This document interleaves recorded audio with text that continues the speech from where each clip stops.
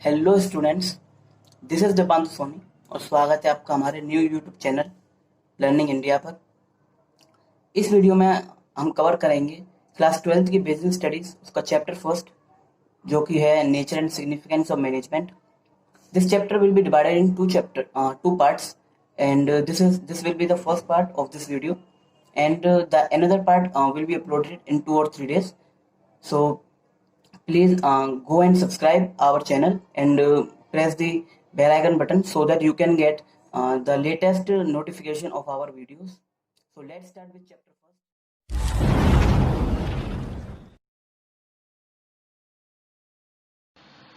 तो चलिए students start करते हैं chapter first nature and significance of management. सबसे पहले हम देखेंगे व्हाट इज एग्जैक्टली मैनेजमेंट। तो मैनेजमेंट एक ऐसा कॉन्सेप्ट है जो हर तरीके की ऑर्गेनाइजेशन में वैलिड है। फॉर एग्जांपल कोई छोटी ऑर्गेनाइजेशन है, कोई बड़ी ऑर्गेनाइजेशन है, या फिर कोई बिजनेस ऑर्गेनाइजेशन है, या फिर हॉस्पिटल है, आपका कोई क्लिनिक वगैरह, स्कूल है। तो आप देखेंगे हर जगह मैनेजमेंट का कॉन्सेप्ट बहुत ही ज़्यादा नेसेसरी है। तो मैनेजमेंट कॉन्सेप्ट आया क्यों, आप समझिए। जैसे कि कोई भी पर्सन अगर बिजनेस स्टार्ट करता है तो वो सारी चीज़ें अकेले मैनेज नहीं कर सकता, उसको एक प्रॉपर मैनेजमेंट की ज़रूरत होती है। और जो मैनेजमेंट वो करता है उनको हम मैनेजर्स बोलते हैं। तो जो मैनेजर्स होते हैं वो कोई से भी लेवल पे हो सकते हैं। टॉप लेवल मतलब जो मेजर पॉलिसीज या प्लान्स वगैरह बनाते हैं, और मिडिल लेवल पे भी हो सकते हैं जो बिजनेस लेवल मैनेजर्स होते हैं, और जो ऑपरेशन मैनेजर्स भी हो सकते हैं जो कि सबसे नीचे होते हैं। आगे आप चैप्टर्स में देखेंगे कि 3 तरीके के लेवल होते हैं मैनेजमेंट की भी। तो मैनेजमेंट जो करता है उनको हम मैनेजर्स बोलते हैं। अगर हम बिजनेस पॉइंट ऑफ व्यू से बात करें तो बिजनेस में मैनेजमेंट क्या होता है, तो सबसे इम्पोर्टेंट बात, इट इज़ अ प्रोसेस। तो मैनेजमेंट एक प्रोसेस है। किसकी process? Of getting things done with the aim of achieving goals effectively and efficiently.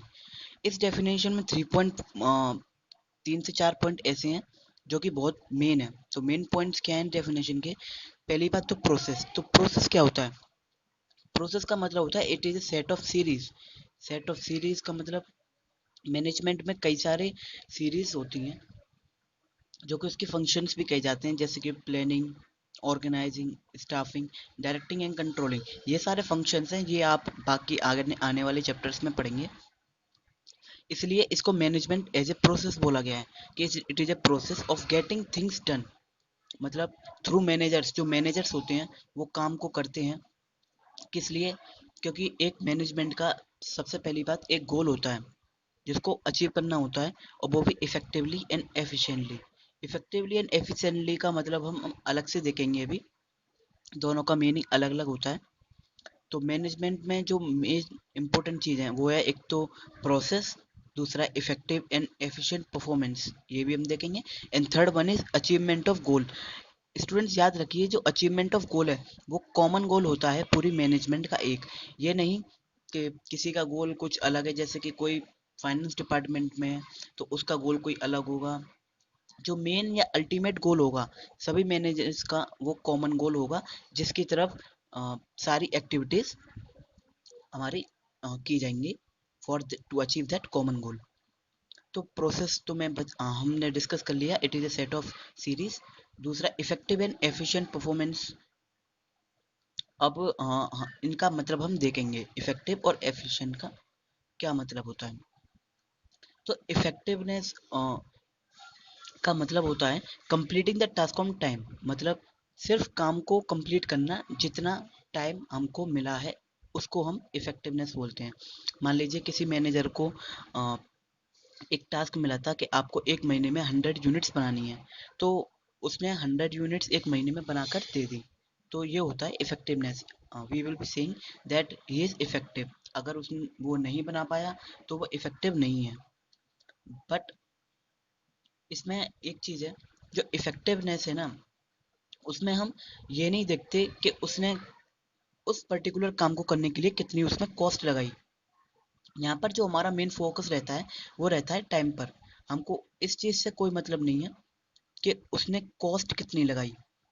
Cost चाहे कितनी भी हो, अगर वो टाइम से अपना काम कंप्लीट कर लेता है तो we will be saying that he is effective. और वहीं हम अगर एफिशिएंसी को देखें तो एफिशिएंसी का मतलब होता है टास्क को कंप्लीट करना, completing the task with minimum cost. इसमें मेन जो चीज़ है वो कॉस्ट होती है। जो इफेक्टिवनेस है वहाँ पर हम टाइम को ज़्यादा मेन इंपॉर्टेंस देते हैं, और एफिशिएंसी में होते हैं तो हम कॉस्ट को देखते हैं, मतलब काम को सही टाइम पर करना with minimum cost and optimum utilization of resources. जो हमको रिसोर्स मिले हैं उसका हमको ऑप्टिमम यूटिलाइजेशन करके कॉस्ट रिड्यूस करके वो काम करना है। तो यहाँ मेन फोकस पे से मैंने बताया कॉस्ट पे होता है, यहाँ पे जो मेन फोकस होता है वो होता है टाइम पर। अब अगर हम एक ऑर्गेनाइजेशन की बात करें तो आप क्या चाहेंगे कि आपके मैनेजर्स इफेक्टिव हों या एफिशिएंट हों? तो हम बोलेंगे कि जो रिलेशन होता है दोनों के बीच में वो हमारे लिए इक्वली इम्पोर्टेंट है। मतलब हमको ऑर्गेनाइजेशन में ऐसे मैनेजर्स चाहिए जो इफेक्टिव भी हों और एफिशिएंट हों।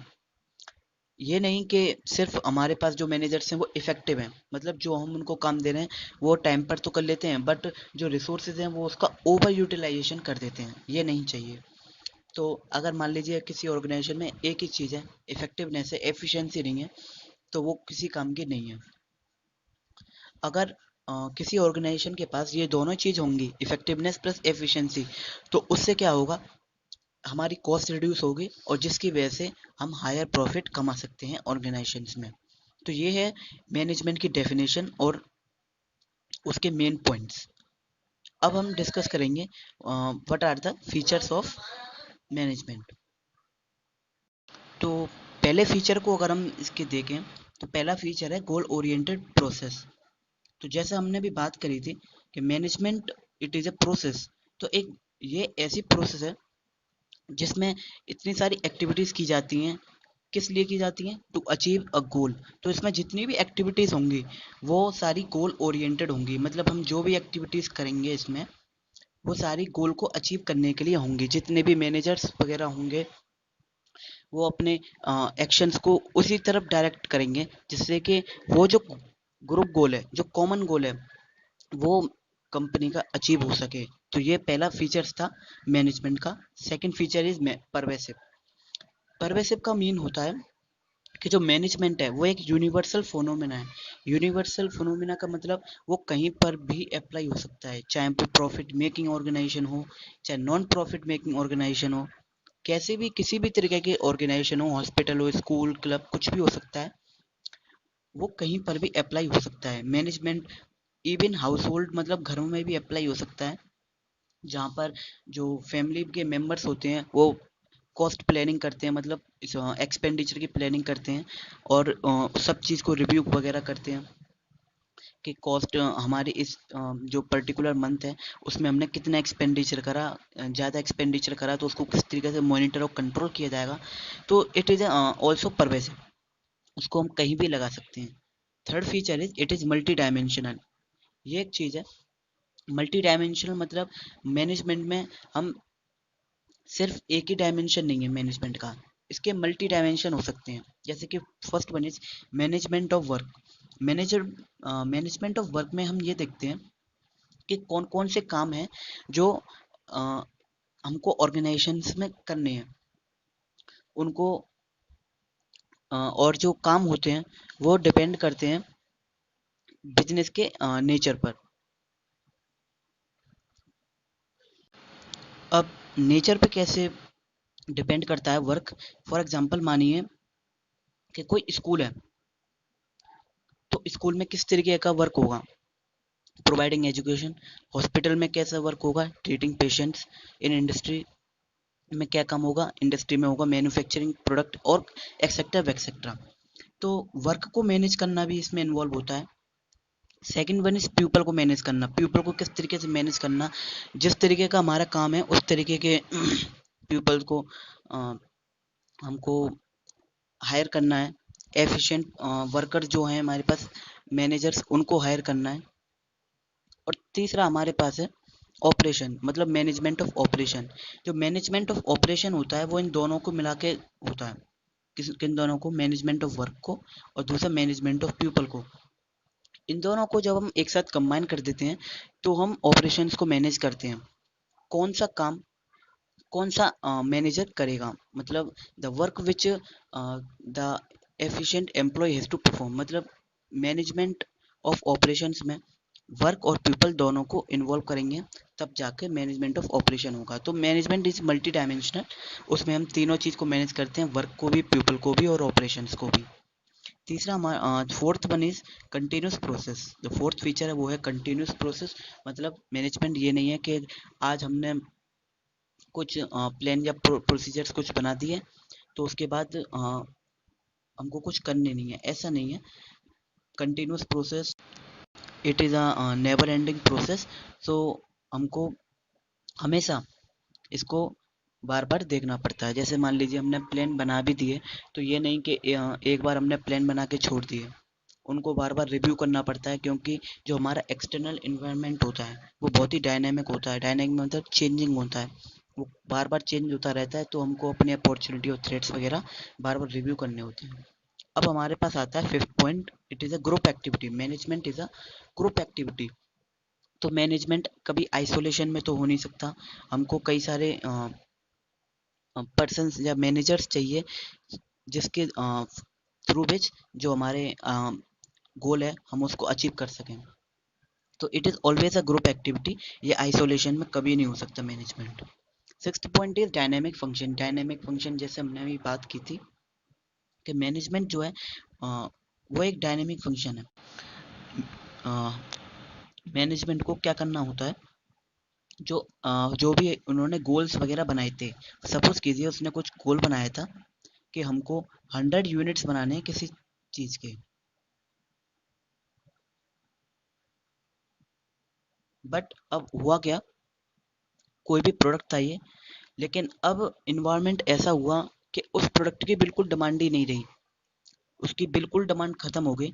तो हमको अल्टीमेटली करना क्या पड़ेगा, इस गोल में चेंज करना पड़ेगा। हम अब 100 यूनिट्स इस प्रोडक्ट की नहीं बनाएंगे, इसको या तो रिड्यूस करेंगे या फिर इसको बिल्कुल ही ख़त्म करेंगे।